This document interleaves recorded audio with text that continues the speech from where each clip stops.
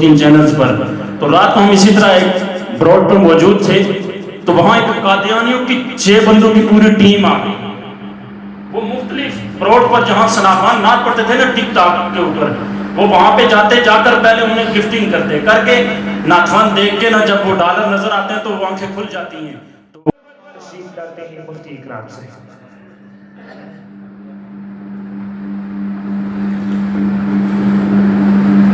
الحمد للہ رب العالمین والعاقبۃ للمتقین والصلاة والسلام علی سید الانبیاء والمرسلین. اما بعد فاعوذ باللہ السمیع العلیم من الشیطان اللعین الرجیم. بسم اللہ الرحمن الرحیم. شہر رمضان الذی انزل فیہ القرآن. صدق اللہ مولانا العظیم.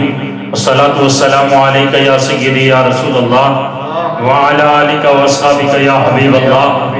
الصلاة والسلام عليك يا سيدي يا نور الله وعلى آلك واصحابك يا رحمة للعالمين. احباب ذی وقار، مجھ سے قبل علماء کرام نے جو بیانات کیے، آپ نے سماعت کیے، دعا ہے اللہ سب کو عمل کی توفیق نصیب فرمائے. آج چونکہ تاک رات بھی ہے، ماہ رمضان المبارک کا مقدس مہینہ بھی ہے اور ختم قرآن بھی ہے، تو میں مختصر سے وقت کے اندر عظمت قرآن کے حوالے سے مختصر سی حاضری پیش کر کے اجازت چاہوں گا. توجہ فرمائیے، انشاءاللہ جو باتیں ہوں گی شاید آپ کے لیے نئی ہوں گی.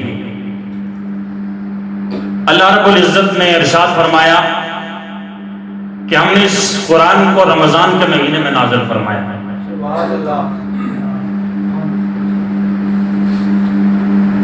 کتابیں اس سے پہلے بھی آئیں، اس سے پہلے بھی انبیاء کو صحیفے دے کے بھیجا گیا. ہر کتاب کا اپنا درجہ ہے، اپنا مقام ہے. اسی طرح ہر نبی کا اپنا درجہ ہے. لیکن جب قرآن مجید کی باری آئی تو اللہ رب العزت نے ارشاد فرمایا، محبوب اس سے پہلے میں نے جو کتابیں انبیاء کو عطا فرمائی ہیں وہ لکھ کے، کوئی کسی چیز پہ لکھی گئی، کوئی کسی چیز پہ لکھی گئی، لیکن محبوب جو تجھے قرآن دے رہا ہوں یہ کسی چیز پہ لکھ کے نہیں، تیرے قلب اطہر پہ عطا کر رہا ہوں. یہ تیرے برکت والے اس قلب کے اوپر میں نازل کر رہا ہوں. اور اس قرآن کے لیے رب نے فرمایا کہ ہم نے اس کو آسان کر دیا ہے. آسان کیسے؟ ایک جاہل قسم کا، نکٹو قسم کا، جسے ہم یہ سمجھتے ہیں یہ کسی کام کا نہیں، اسے ہم مدرسے میں بٹھا دیتے ہیں کہ اسے حفظ کرواؤ. وہی بچہ جو ہر جگہ پر نکارا ہوتا ہے، 2-3 سال گزرتے ہیں، وہ الحمد سے شروع کرتا ہے، والناس پہ قرآن ختم کر دیتا ہے. یہ قرآن کی برکت ہے. اب تورات ہے، اب تورات دیکھیں، اب اس کے کتنے حافظ ہیں جی؟ تورات کے 4 حافظ ہیں. کتنے؟ تورات کے 4 حافظ ہیں.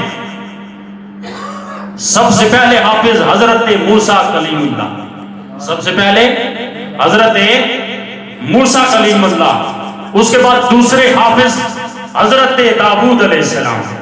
حضرت، بولیے یاد کر لیں، یہ دوسرے حافظ کون ہیں؟ حضرت داؤد علیہ السلام. تیسرے حافظ ہیں حضرت عزیر علیہ السلام. تیسرے حافظ کون ہیں؟ یہ تینوں نبی ہیں، یہ تینوں نبی ہیں. چوتھے حافظ ہیں یوشع بن نون. یہ نبی نہیں ہے بلکہ یہ نبی حضرت موسیٰ کلیم اللہ کے غلام ہیں. یہ کون ہے؟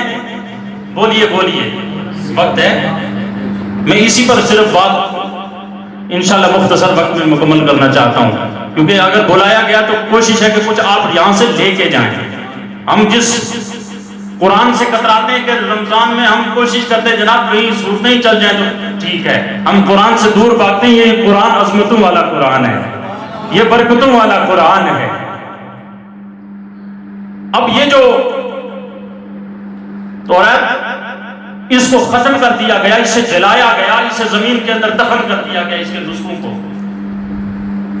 حضرت عزیر علیہ السلام جو اس کے حافظ تھے، ایک دن آپ ٹیک لگا کے بیٹھے، آنکھ بند ہوئی، اسی دوران روح قفس منصری سے پرواز کر گئی۔ حضرت عزیر علیہ السلام، میرے رب نے ان کو ابدی نیند سلا دیا۔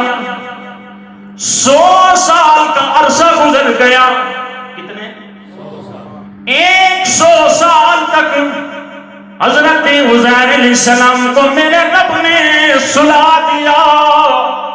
سلانے سے مراد یہ کہ آپ کی روح قفس منصری سے پرواز کر گئی۔ 100 سال کا عرصہ گزر گیا۔ اب ان لوگوں نے کیا کیا؟ اس ترائب کے اندر اپنی مرضی سے جو کچھ جی میں آیا شامل کیا، جو مرضی میں آیا اس میں سے نکال دیا، اپنی اپنی مرضی چلائی جا رہی ہے، کیونکہ اس کی حفاظت اس وقت کے علماء کی تھی، علماء کی ذمہ داری تھی اس کی حفاظت کی۔ اب جب کوئی اس کا حافظ بھی نہیں رہا، 100 سال کا عرصہ گزرا، جب لوگ اس حد درجے تک چلے گئے، میرے رب نے حضرت عزیر کو 100 سال کے بعد دوبارہ نیند سے بیدار فرمایا۔ 100 سال کا عرصہ گزرنے کے بعد حضرت عزیر علیہ السلام جب آپ دوبارہ تشریف لائے، لوگوں نے دیکھا، کہنے لگے صاحب آپ کون ہو؟ کہنے لگے میں اللہ کا نبی عزیر ہوں۔ میں کون ہوں؟ بولے سارے، اگر سمجھ آ رہی ہے تو چھوڑ دیتے میں اللہ کا نبی عزیر ہوں۔ اب یہ آپس میں سرگوشیاں کرنے لگے، نہیں یہ تو وہ اللہ کا نبی عزیر نہیں ہو سکتا، کیونکہ وہ تو آج سے 100 سال پہلے اس دنیا سے پردہ فرما گئے تھے، یہ وہ نہیں ہو سکتے۔ اب آپس میں باتیں کرنے لگے کہ آپ کے اندر کوئی ایسا بندہ دیکھو کہ جس بندے نے زندگی کے اندر حضرت عزیر کو دیکھا ہو۔ جس کسی نے دیکھا ہو اس کو پتا ہوگا، ظاہر ہے کوئی نشانی بتائے تو پھر ہم مانیں گے کہ یہ عزیر علیہ السلام ہے۔ اب جب تلاش شروع ہوئی تو دور ایک بستی کے اندر ایک بوڑھی عورت مل گئی۔ اب سارے اس کے پاس چلے گئے، جا کے کہنے لگے اے بوڑھی مائی، ذرا تو بتا تو عزیر نبی کو جانتی ہے کہ نہیں؟ کہنے لگی میں عزیر نبی کو جانتی ہوں، میں نے عزیر کو اپنی زندگی میں دیکھا ہے، سنا بھی ہے، میں نے عزیر کو دیکھا بھی ہے اور میں نے عزیر کو سنا بھی ہے۔ کہنے لگے اب اگر ہم تمہیں لے چلیں تو پہچان لے گی؟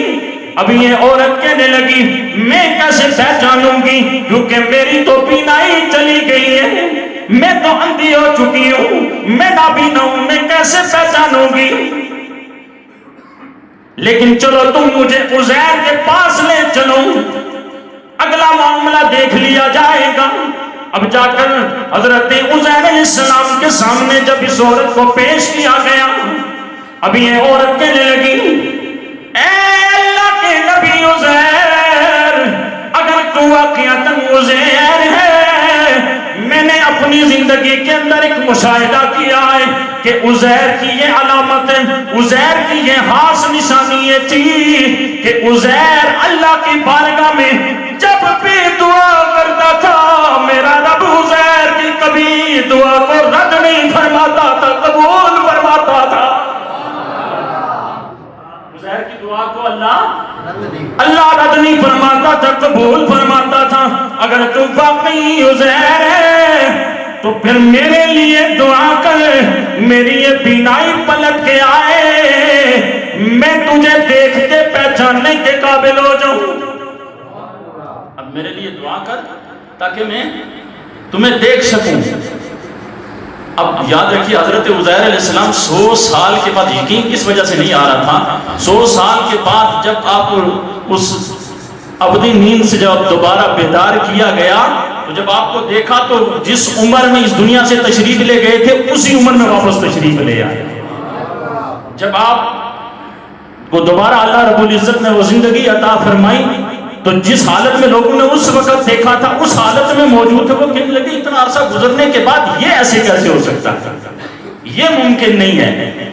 اب یہ بوڑھی عورت جب اس نے سوال کیا، حضرت عزیر علیہ السلام نے رب کی بارگاہ میں عرضی پیش کی، رب کائنات تیرا نبی عزیر تیری بارگاہ میں سوال کرتا ہے کہ یہ جو بوڑھی مائی ہے جس کو یہ سارے پکڑ کے لائے مجھے پہچاننے کے لیے، اب یہ پہچان نہیں سکتی کیونکہ یہ دیکھنے کی طاقت نہیں رکھتی، یہ مجھے پہچان نہیں سکتی۔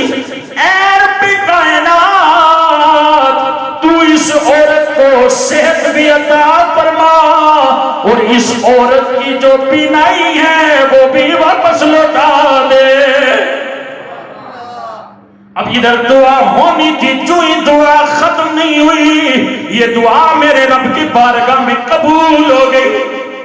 اب اس عورت کی وہ جو بینائی ہے وہ واپس پلٹ آئی۔ عورت کی جب پہلی نظر حضرت عزیر علیہ السلام کے چہرے پہ پڑی، دیکھ کے کہنے لگے دنیا والوں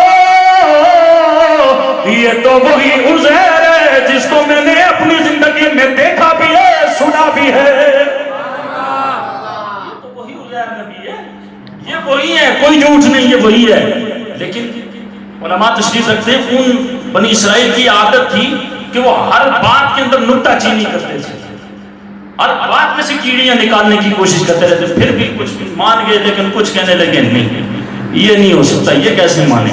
اب اختصاراً عرض کروں، اب دوبارہ وہ نسخے کہنے لگے کہ اچھا ٹھیک ہے اگر یہ بات ہے تو توریت اب جو اس کے نسخے ختم ہو گئے اسے دوبارہ مکمل کیسے کیا جائے۔ آپ نے فرمایا آؤ لکھو، میں بولتا جاتا ہوں تم لکھتے جاؤ۔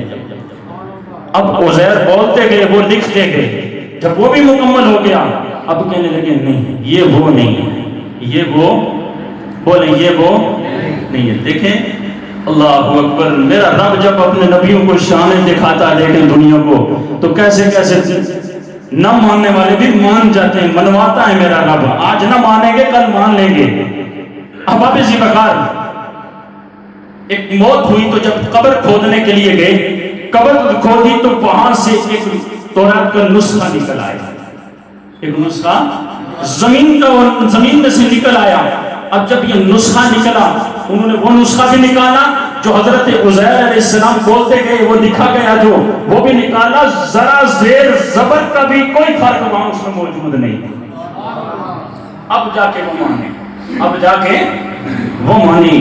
یہ توریت تھی، یہ توریت کے حافظ تھے۔ اور انجیل کے کتنے حافظ تھے؟ ایک۔ انجیل کے کتنے تھے؟ توریت کے میں نے کتنے بتائے؟ توریت کے کتنے بتائے؟ حضرت موسیٰ علیہ السلام، سب سے پہلے حضرت موسیٰ علیہ السلام، دوسرے حضرت داؤد علیہ السلام، تیسرے حضرت عزیر علیہ السلام، اور چوتھے وہ نبی نہیں، موسیٰ نبی کے غلام ہیں، یوشع بن نون، یوشع بن نون۔ اور انجیل کے کتنے حافظ؟ انجیل کے کتنے حافظ؟ ایمان تازہ ہو جائے گا، انجیل کے کتنے حافظ سارے بولیں؟ انجیل کا ایک حافظ حضرت عیسیٰ علیہ نبی علیہ السلام، کیونکہ وہ ان پہ اترا ہے، اور ایک وہی حافظ نکلے اس کے۔ اللہ اکبر، ایک وہ ہے، اور دوسری طرف دیکھیے اللہ کا پیارا کلام قرآن مجید جو اللہ رب العالمین نے اپنے محبوب کے قلب اطہر پہ نازل فرمایا۔ اب قرآن کے حافظوں کی اگر کوئی گنتی کرنا جائے، دنیا والوں تمہاری گنتی تمہیں بھول جائے گی، تمہاری گنتی تو ختم ہو جائے گی، لیکن اس روح زمین پر حافظوں کی تعداد مکمل نہیں کر پاؤ گے۔ یہ شان ہے میرے رب کی، جو شان رب کائنات نے اپنے محبوب کو عطا فرمائی، اور اپنے محبوب کے صدقے میں رب کائنات نے محبوب کی اس پیاری امت کو عطا فرمائی۔ ہمیں تو اپنی قسمت میں ناز کرنا چاہیے، رب نے ہم پہ بڑی کرم نوازیاں فرمائی ہیں، رب نے ہم پہ بڑی کرم نوازیاں فرمائی ہیں۔ یہ قرآن عظمتوں والا قرآن، علامہ احسان صاحب نے بڑی خوبصورت باتیں کر دی ہیں۔ یہ قرآن بھی نجات کا ذریعہ ہے، یہ مسجدیں بھی، یہ بھی نجات کا ذریعہ، یہ رمضان یہ بھی نجات کا ذریعہ، اور یہ عظمتوں والا جو کلام ہے یہ قرآن، وہ صاحب اس کو کھولا کرو، اس کو کھولا کرو. یہ خالی ختموں کے لیے، اب ختموں میں بھی نہیں رہا، اب ختموں میں سے بھی چلا گیا. صاحبو ہم سے جب سوال ہوگا ہم کیا جواب دیں گے؟ ہمارے پاس کوئی جواب ہے؟ ہمارے پاس کوئی جواب نہیں ہے. اس لیے دنیا کی کتابیں، اخبار، جس بندے کو اخبار کا نشہ ہوتا ہے وہ خود بھوکا رہ لے گا لیکن اخبار ضرور خریدے گا. علامہ احسان صاحب ایسے ہے یا نہیں ہے؟ وہ اخبار ضرور خریدے گا لیکن صاحب قرآن، مساجد کی الماریاں بھری ہوئی ہیں، ہمارے گھر کی الماریاں بھری ہوئی ہیں، لے لے کے ہم رکھتے ضرور ہیں لیکن مجھ سمیت سب یہ بتائیں، اپنے اپنے گریبان میں جانچ کے دیکھیں ہم نے پڑھا کتنا ہے. اور عربی عبارت ہم نے پڑھ لی، عربی ہماری زبان نہیں، ہمیں تو سمجھ نہیں اس نے کیا کہا. اس قرآن کو ترجمے کے ساتھ سمجھ کر تفسیر کے ساتھ پڑھنے کی کوشش کس کس نے کی؟ صاحب یہ رمضان کا مہینہ، کاش ایک مرتبہ ہم نے اگر قرآن ترجمے کے ساتھ مکمل ایک قرآن صرف ختم کیا ہو تو ہماری زندگی بدل سکتی ہے، ہماری زندگی میں تبدیلی رونما ہو سکتی ہے. لیکن نہیں صاحب، ہم نے محفل کے اندر قرآن کی تلاوت کرنی ہے. معذرت کے ساتھ کہوں گا قاری صاحب، حافظ صاحب، مختصر تلاوت ہونی چاہیے کیونکہ پیچھے ثناخان بیٹھے ہوئے ہیں. اور معذرت کے ساتھ ثناخان حضرات سے، رات کو میں لائیو روڈ پہ تھا، میں روزانہ لائیو ٹرانسمیشن بھی کرتا ہوں 2-3 چینلز پر. تو رات کو ہم اسی طرح ایک بروڈ پر موجود تھے تو وہاں ایک قادیانیوں کی 6 بندوں کی پوری ٹیم آ گئی. وہ مختلف بروڈ پر جہاں ثناخان نعت پڑھتے تھے نا ٹک ٹاک کے اوپر، وہ وہاں پہ جاتے، جا کر پہلے انہیں گفٹنگ کرتے، کر کے نعت خوان دیکھ کے نا جب وہ ڈالر نظر آتے ہیں تو وہ آنکھیں کھل جاتی ہیں. تو ماشاءاللہ جی یہ شعر آپ کے لیے، یہ شعر آپ کی نظر، خدا کی قسم میرے نبی کی نعت کسی کی نظر نہیں ہو سکتی. نبی کی نعت فقط مصطفیٰ کے نام ہو سکتی ہے. یہ کیا ہمارے سامنے چل رہا ہے؟ ہم نے یہ دین کہاں سے لایا ہے؟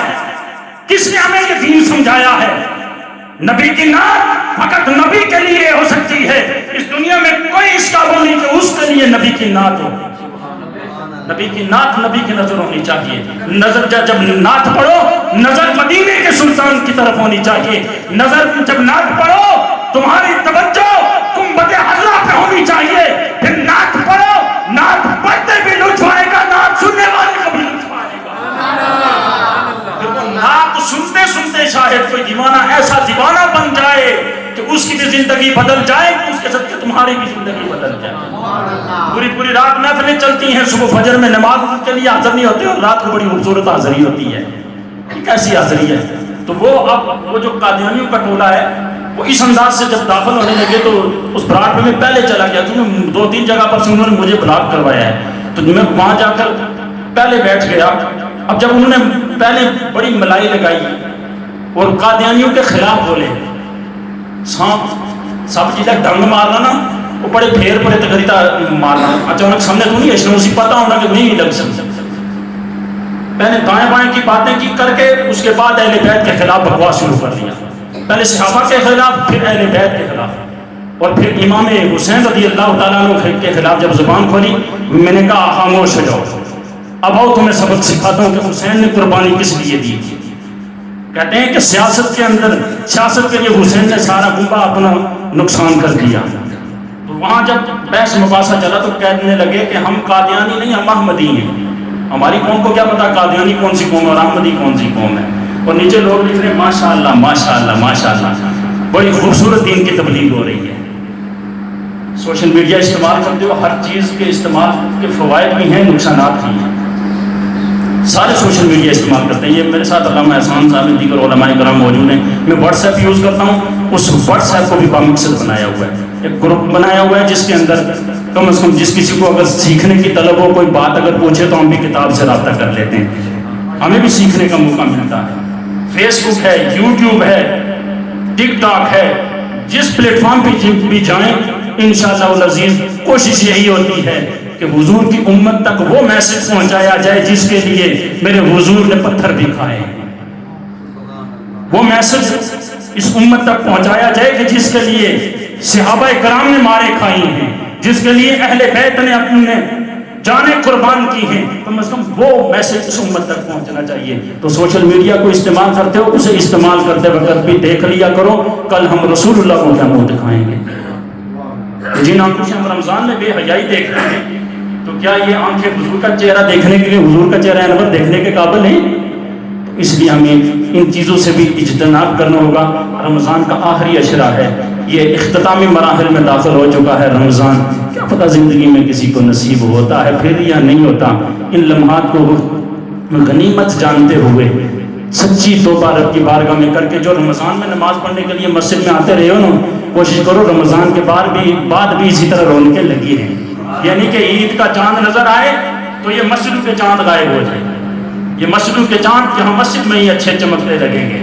تو جیسے رمضان میں آتے رہے ہو تو رمضان کے بعد بھی، اور 2 شعر پڑھ کے آپ سے اجازت چاہتا ہوں کہ زندگی کا کیا بھروسہ پھر زیارت ہو نہ ہو، زندگی کا کیا بھروسہ پھر زیارت ہو نہ ہو، آ گلے لگے جا میرے ماہ رمضان، الوداع الوداع جی دلربا ہے ماہ رمضان، الوداع۔